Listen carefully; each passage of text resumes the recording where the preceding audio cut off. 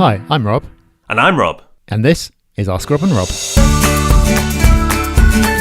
Howdy everyone, and welcome back to Ask Rob and Rob, where you ask us questions and we give you answers. Same format every week, you kind of know it by now. And also the way you get involved is pretty easy too if you've listened to a few of these. But we'll remind you just in case. Yeah, it's as simple as giving us a call on 013 808 00035. That's 013 808 00035. Leave us a voicemail there, or do exactly the same thing, but by going via thepropertyhub.net/ask. Right, while you're mulling over what you're going to ask us, let's have a listen to our first question today. This one's from Malcolm.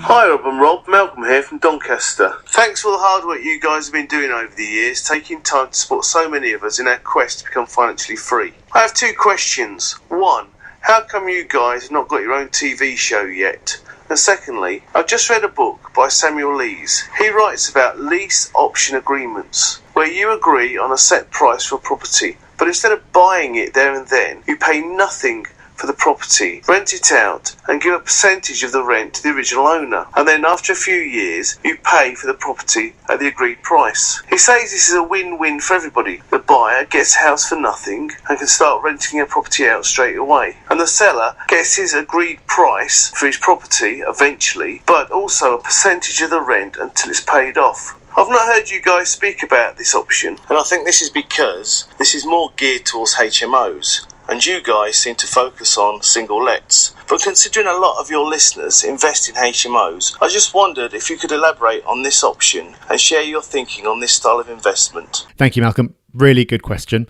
Lease options, something you do hear a lot about, not as much now as you used to, but they are still talked about quite frequently. And yes, the principle sounds fantastic because the seller gets the property taken off their hands and they'll get their price one day, so they're happy. And you, as the buyer, get to have the rental income from the property and have control of it without having to actually stump up the cash until further down the line. So it sounds brilliant, and it's a really appealing strategy if you've got limited cash but you still want to get involved and start building a portfolio. So why don't we talk about it all that often on the podcast? It's actually not, because it's mainly geared towards HMOs. Lease options can actually work on single lets as well. The reason that we don't talk about them that much is that they are a niche strategy. And it's niche for a couple of reasons. The first reason is it's not really property investment, in that you're not making your actual investment until a long way down the line, if at all. The initial lease part is basically the same as rent to rent. It's the same kind of thing. You take the property over from somebody who doesn't want to deal with it anymore, and you make a bit of a spread between what you pay them and what you charge the tenants.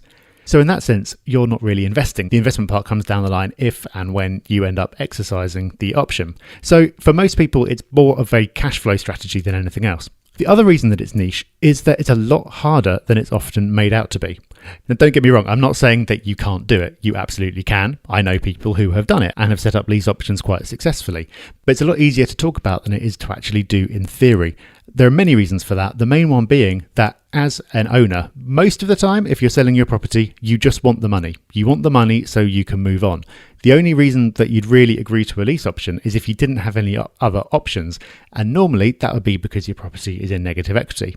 That's why we were hearing more about lease options a few years ago, when more of the country was in negative equity, because there you did have people who wanted to get rid of their mortgage payments, they wanted to move on, they didn't have any equity, so even if they did sell the property, they wouldn't walk away with anything anyway. Therefore, a lease option would work perfectly well for them. Now, as the cycle has moved on and growth has picked up, there aren't so many areas where you can do this anymore. So actually having a lease option strategy broadly means targeting specific areas of the country, and it's not an easy thing to do. So if you're short on time, this is not a strategy for you. If, however, you've got loads of time but limited cash, then it might be something for you to look at. So the reason that we don't talk about it that much is mainly because there aren't that many people who it's relevant for, and there aren't that many people who are doing it. I think most people probably have a false impression of how common it is because it's something that gets talked about a lot but done a lot less. It does sound appealing, and sure, it can be, but for most people, just regular property investment, even though it's not as exciting, and even though it involves stumping up the cash on day one, is more realistic, more appropriate, and has greater long-term benefits. You smashed that answer, Mr. D. And just a word of warning for anybody looking at lease options or any other courses out there that promise amazing results with seemingly little money in. Remember, the people who promote these courses talk about the results a lot and how wonderful it is. but really fail to mention, especially at the point of selling the course, of how much hard work and how tough it is to implement these strategies. So just be careful.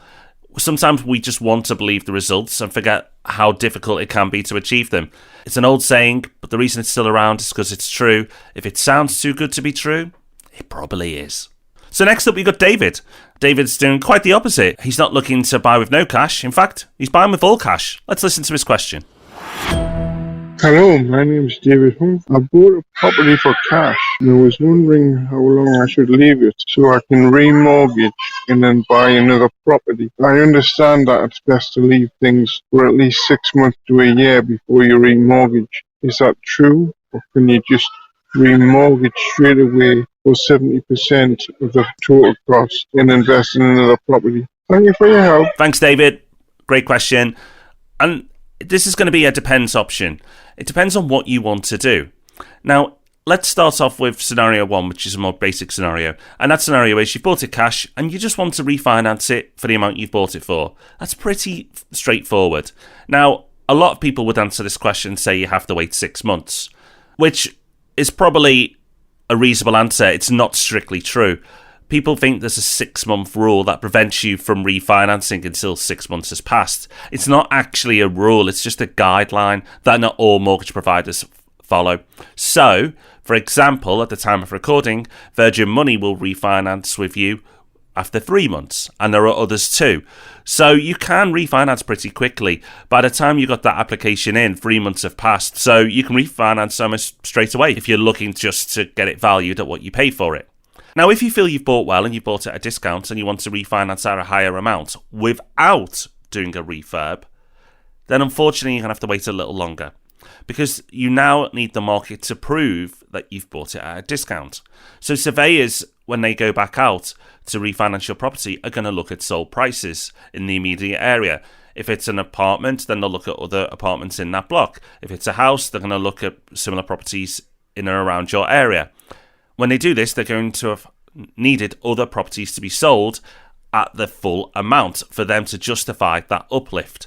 So if you're hoping to refinance, even if you know you've bought at a discount, a few months later, unfortunately, the chances of that happening are slim. You may have to wait 1 or 2 years, depending on how active your market is, before you get to refinance. The way to uplift your value a little quicker than that is by doing a refurb. And if you refurb the property after buying it, then as soon as the refurb's done, you can apply for a mortgage and then you can have your uplift within 6 months. So it really depends on what you're looking to do. But the fact that your question was quite broad in nature meant that I was able to take you through all the different scenarios. That's why we love answering questions for Ask Rob and Rob, because there's so many different ways to learn. So if you've got something that you'd like to ask, everyone else will benefit from it as well. So get that question in. Just give us a call 013 808 0035 or go to thepropertyhub.net/ask. So there'll be 2 more questions answered this time next week, and in the meantime, the Property Podcast on Thursday. Oh, of course, the main event of the week, which you will not want to miss. Until then, have a great week and we'll see you soon. Bye-bye. Bye-bye.